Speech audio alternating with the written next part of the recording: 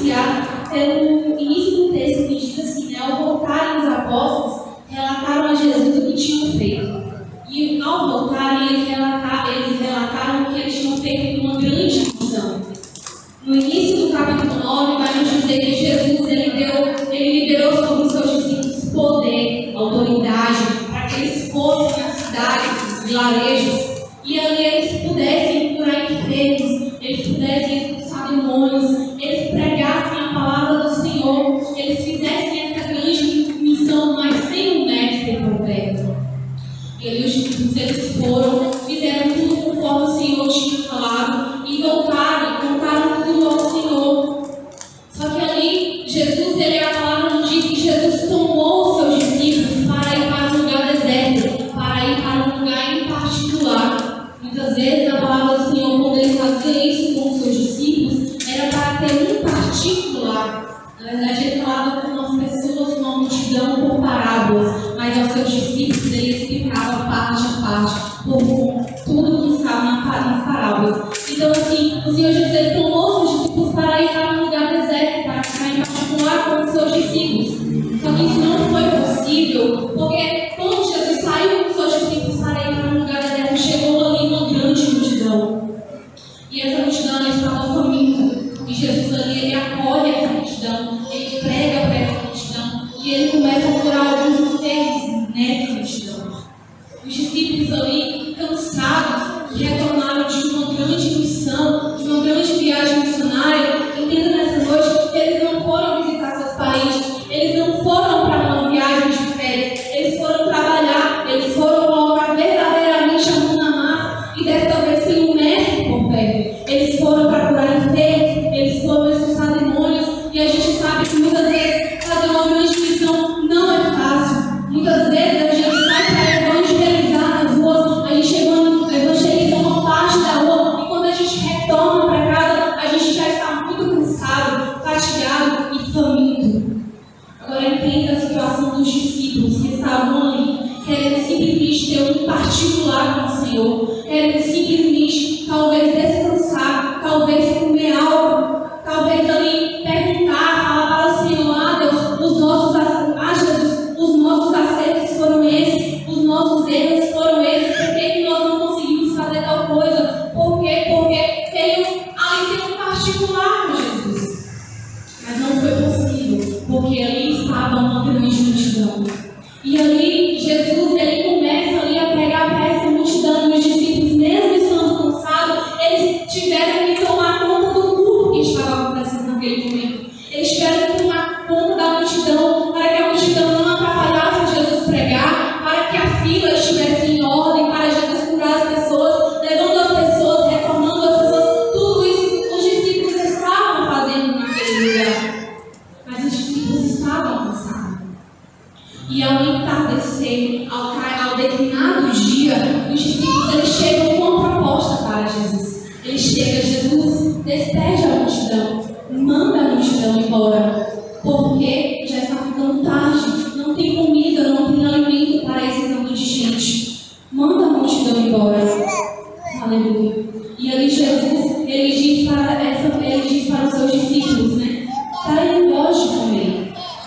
Os discípulos, entendam, meu irmão, eles estavam voltando de uma grande missão, mas de certa forma eles ainda estavam aprendendo com Jesus. Eles ainda estavam vendo milagres novos todos os dias. Eles ainda não tinham a certeza da totalidade do poder de Cristo. Cristo ainda não tinha sido morto e ressuscitado. Eles ainda estavam aprendendo dia após dia. E eles não sabiam ainda a totalidade do poder de Cristo. Eles não sabiam ainda quem eles eram em Cristo.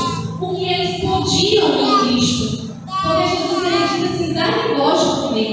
Você veio, você curou demônio, você curou pessoas, você expulsou demônio. Dá negócio de comer. Mas os discípulos não puderam. Os discípulos, na sua naturalidade, na sua humanidade, eles falaram: Jesus, nós temos apenas 5 pães e 2 peixes. O que é isso para tanta gente? E aqui conhecendo Pedro, do jeito que a gente conhece, sabendo que Pedro, muitas vezes, ele falava em momentos que não era para falar. Cabia talvez uma fala de Pedro, conjecturando, isso não está na Bíblia, mas cabia talvez uma fala de Pedro. Ah, não, vamos orar, porque Deus pode muito bem fazer cair maná do céu, como Ele fez com o povo no deserto, quando estava ali com Moisés. Mas não veio essa palavra de Pedro, não veio essa palavra de Tiago, não veio a palavra de João, simplesmente por quê? Porque eles queriam mandar embora a multidão. Eles queriam ficar a sós com o mestre. Eles simplesmente queriam despedir a multidão. E muitas vezes eu posso até entender a posição dos discípulos naquele momento. Porque muitas vezes o que a gente quer de verdade não é lidar com a multidão. O que a gente quer muitas vezes não é lidar com as pessoas. O que a gente quer muitas vezes não é alimentar ninguém. O que a gente quer muitas vezes é simplesmente ter um particular com Jesus. É simplesmente ter um momento de intimidade com Jesus. Muitas vezes é somente isso que a gente quer. Muitas vezes a gente tem pessoas que passam por tribulação tão grande, passam por batalha espiritual, por batalha na mente tão grande, que ela não quer levantar a sua cama para dar de cara com ninguém. Ela simplesmente quer ficar ali chorando e falando com Jesus. Só que o que eu te digo nessa noite, mesmo assim ele continua a dizer: alimente a minha multidão. Alimente a minha multidão. E esses dias eu falando com uma irmã, eu falava, a irmã falava assim que não queria vir para a igreja porque ela estava cansada, porque ela estava passando por uma situação. Eu falei: irmã, vai mesmo assim, porque lá você pode sair alimentada. E eu contei um testemunho para ela, dizendo: muitas vezes eu fui para a casa do Senhor, onde eu não queria realmente falar com ninguém, eu simplesmente pensava e chorava, e chorava, e chorava diante de Deus, mas daqui eu saía lavada e restaurada pelo poder que há no sangue de Jesus.